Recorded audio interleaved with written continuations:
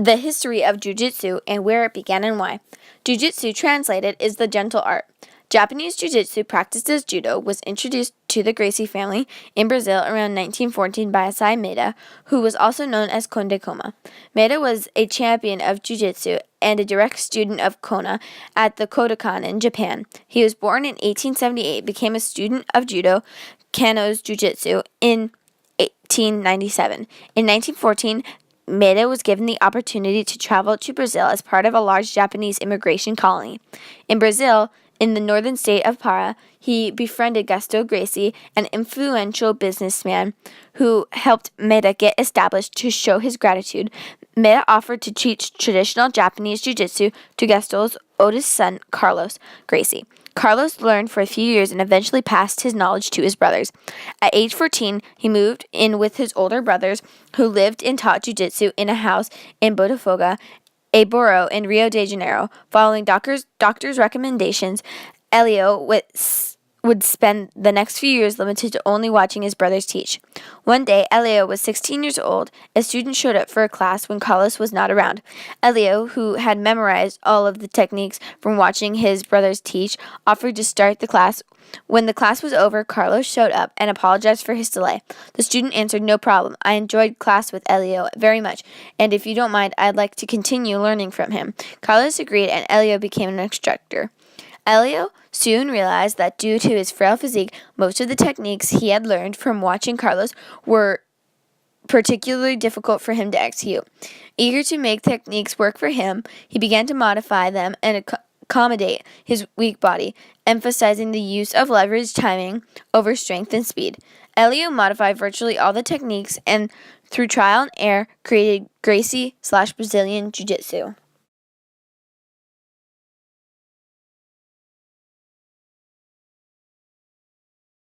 Basic rules and use of Brazilian Jiu-Jitsu is a martial art focusing on self-defense. There are no rules, but the use of Jiu-Jitsu promotes the concept that a smaller, weaker person can successfully defend against a bigger, stronger assailant by using proper technique, leverage, weight distribution, and most notably, taking the fight to the ground, then applying joint locks, chokeholds to defeat an opponent.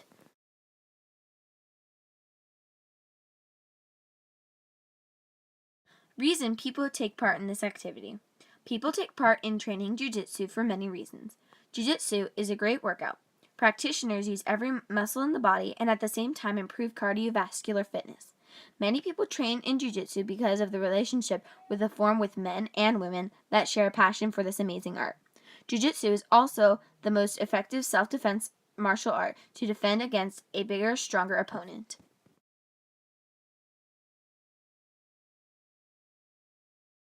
Mental, physical, and emotional benefits of Jiu-Jitsu.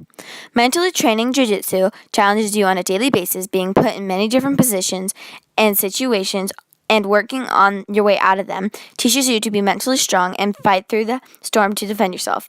Emotionally, you become stronger, knowing 1, you have a team of friends and training partners who support you in your goal of developing your skills in Jiu-Jitsu.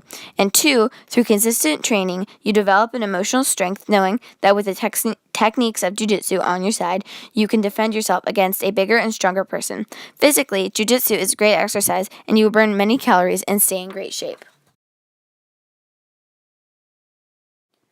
The 3 reasons we picked Jiu-Jitsu is because the techniques are simple and anyone can do them. Also, smaller people can gain control of the situation while using Jiu-Jitsu, and the techniques are quick and easy. Jiu-Jitsu can save your life because effective techniques allow you to gain control of the situation. Here are a few ways you can use Jiu-Jitsu in a real-life situation.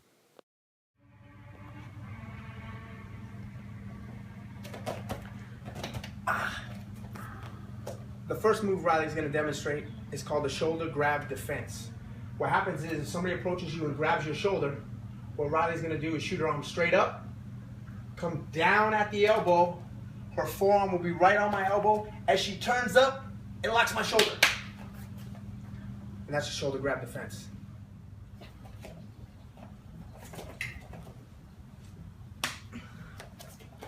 The second move we're going to show is the single hand throat grab defense.